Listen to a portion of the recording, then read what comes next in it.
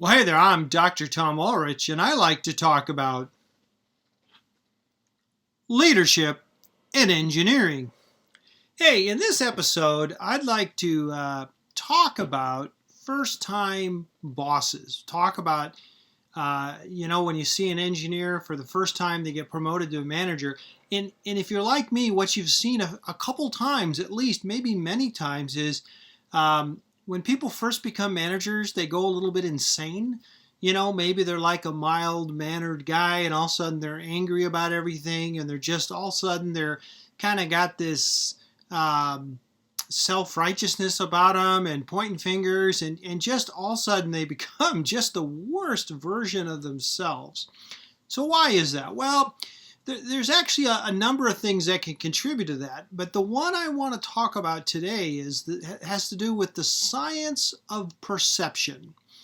Now, what is this? Well, let's talk a little bit about some popular movie themes first. So, you've probably seen a movie or a TV show. There's kind of a theme that comes around a lot, and it goes basically like this. People only use 10% of their brain, and if they could somehow figure out how to use the other 90%, they'd be some superhero. All right, so in terms of the science, that is absolutely false. It's not that people only use 10% of the brain. Okay, wait, no, I totally have worked with people who only use 10% of the brain. But I mean, most people, that is absolutely false. Like so many false things that circulate, there's a kernel of truth in there. And the kernel of truth is this. Only about 10% of your brain is involved in cognition. So what we normally think about as thinking, only about 10% of the brain is involved in that. But the other 90% is fully involved. In fact, what scientists have done is they've long since mapped the brain, and they can, you can take a picture of a brain and, point to an area and say to a neuroscientist, hey, what's that part of the brain do? And they'll give you a complete explanation. Now, when I first heard about this when I was younger, I was very skeptical. I thought, well, how would you even know that? Well, it turns out these days there's two ways we know it. So back in the day, the way we knew it would be something like this. Somebody gets a head injury. Maybe they get shot with a bullet in the brain. So the bullet goes in right here. And what medical doctors did over time is they would sort of keep notes. Well, if you get a bullet in this part of the brain, the person goes blind, or the person can't smell anymore, or any number of things. So before the last decade or so, it was very much like that, where people just sort of correlated and said, yeah, you get a tumor, you get an injury, you something, and we know exactly what will stop working, and so we conclude that's what's there. Now, in the last decade, there's been a number of scanning methods that have been developed, and so what they can do is things like when you put some fragrant rose in front of somebody's nose, on these scanning things, they can see the part of the brain that lights up, or if somebody's solving a math problem, they can see what lights up, and so on. So they've sort of done it with old traditional correlate with accidents and so on. And then the newer ones with the scanning technologies, and lo and behold, they came to the same conclusion. So we really do think we know what the brain is doing. So at any rate, what is that 90% doing? Well, it turns out just about all of that 90% is involved in perception. So what is this? We have all these sensors, eyes, nose, ears, and so on, in all this data coming on, and there's all kinds of parts of the brain that are involved in interpreting that information, and they present it to your cognition as if it's a fact. So this, by the way, is the mechanism behind prejudice and stereotypes, right? There's all this input, this information coming in. The brain summarizes it as all fill in the blank are like this.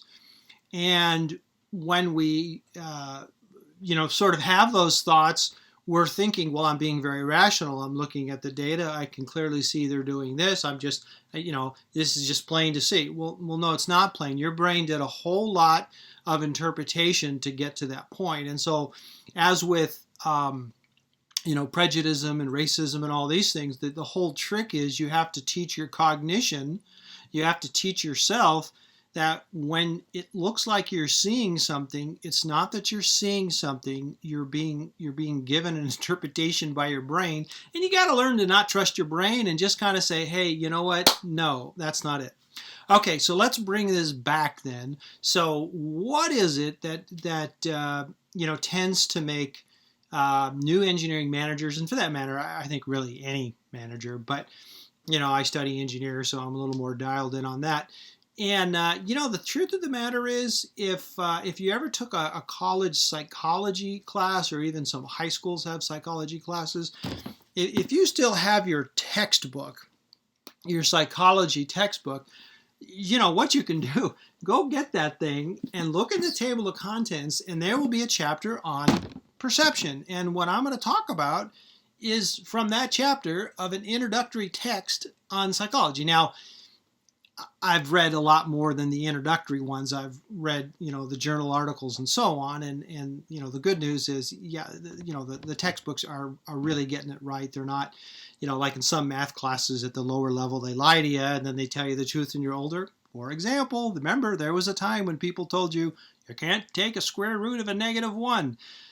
Well, as engineers, if you can, and that's really helpful. But at the time, you had to lie to people because, their head would explode if you told them about I, when they're just learning square root. Anyway, I digress. But the point is, what's in the introductory books really stands up. And there's really three things. So what this is scientists have studied how the brain works. They've studied all these perception things, and they've developed a number of concepts. And the first one is we tend to make what's called a fundamental attribution error. And what this is when we see somebody else do something, our brains by default will attribute the action to the person's character. So if you see an employee saying something you know to be false, the fundamental attribution error, that mechanism, will tend to make you jump to that person is a liar. That person lied. You see what I did there? We made an attribution of their character. So we have some data. We don't really know what caused it.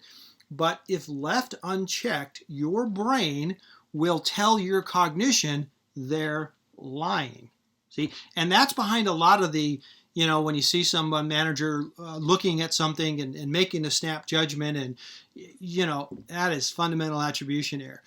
The truth of the matter is you see somebody saying false, it might be somebody told them something incorrect, and they're they didn't know, they're just repeating. It could be that they're just having a brain fade. I mean, at some point you start to notice other people like, yeah, I know they know the truth, but they just said something crazy. Well, if you're honest with yourself and you kind of set your ego aside, we all do that. There's all times when we just say dumb stuff, and, the fundamental attribution error wants to have us say things like you're dishonest, you're stupid, you're whatever, you're lazy. It makes these character assignments over something that really, you can't generally, you can't directly see somebody's character. So that's the fundamental attribution error. Now, there's another one called the Actorobserver Bias, and that is actually the exact opposite. So what we tend to do with each other is we make the opposite attribution. So if we are caught doing something, what it looks like to us is, doggone it, somebody gave me the wrong information, the book was wrong, whatever. But you see, we start to see that the perception of our brain, the whole perception process, is profoundly slanted in our favor. When that guy does it, he's a liar. When I do it, I'm a victim. See the difference there? But the one that really, I think, accounts for a lot of the insanity that new engineering managers face is called the self-serving bias. And what it is it goes kind of like this. When you're a leader, what your brain will tell you, everything around you, everything in your department that's good, your brain, your perception part of your brain, that 90%, it will tell you as if this is a fact. It's just a perception, but it'll feel like a fact. It'll tell you that everything that's good that's going on in your department is because of you, and everything bad that's going around you is because of that person over there. You see what happens? So there's this fundamental perception problem that we don't realize, something that's very important for managers to realize. I mean, we as engineers, we love this, right? I must be a good manager because things are going well. And see, the logical problem is your department might not be that they're succeeding because of you. Your department might be succeeding, wait for it, in spite of you. You actually may be a negative in the whole thing, and there's people around that are making you successful even while you go insane. You're telling yourself you're taking credit for it. Now, and I'll tell you, throughout the whole PhD process as I'm studying these things, this bit was probably the most horrifying thing I learned. I mean, this was sort of the oh my gosh, I'm a jerk and I didn't know it moment, where I realized that all these things I assumed were because of me was really in spite of me, and the close cousin of they succeeded because of me. The close cousin is I'm behaving well. You see, and the truth is, I look back on my own career. I'm horrified when I look back and realize, man, I was just a royal jerk so many times, but I kept telling myself I must be a good leader because of these people's success. We succeeded by and large because we had really good people. And, the degree to which I made a contribution is up for discussion. By the way, if you want to have some fun with this, you can conduct your own little survey. It goes like this. As you talk with other managers, engineering managers, or really any kind of manager or supervisor, ask them a question that goes kind of like this. How good of a manager are you? You a good manager? What kind of grade? And what I found, I don't have data on this, I haven't formally taken it, but anecdotally, I have asked this question a lot.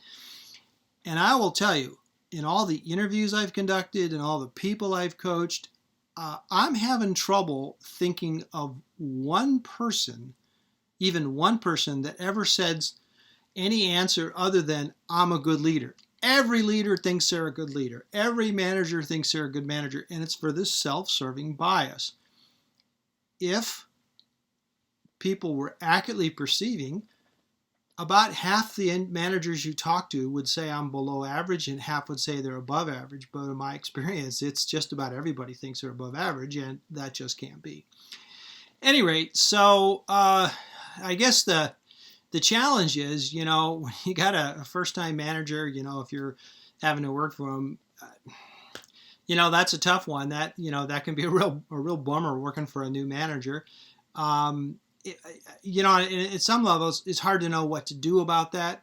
And so I don't really know how to help you control other people. But what I'd really like to do is help you control yourself, and to realize in everything you do is start to catch yourself. When you start to make a snap judgment and start to whatever is, wait, am I making a fundamental attribution error? Am I thinking this is reflecting their intelligence when really it might be reflecting something else?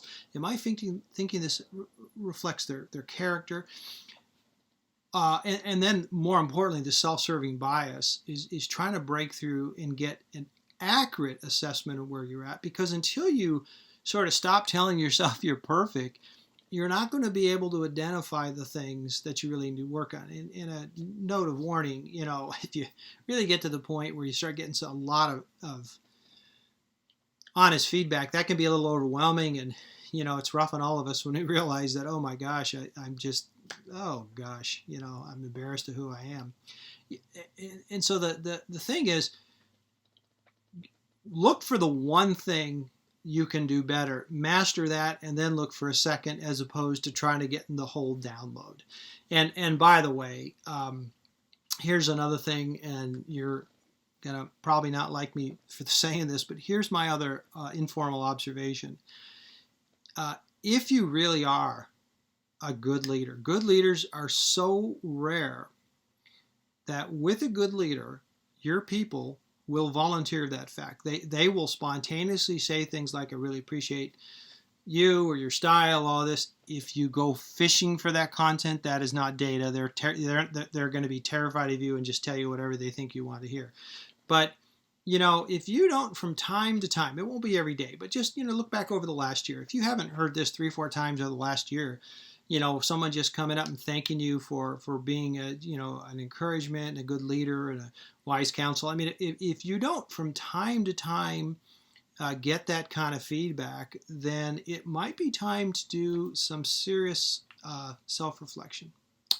At any rate, that's all I've got to say about that.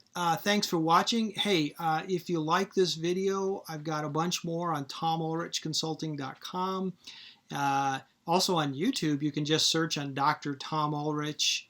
If you search on Engineering Leadership Guide, that's working more and more these days.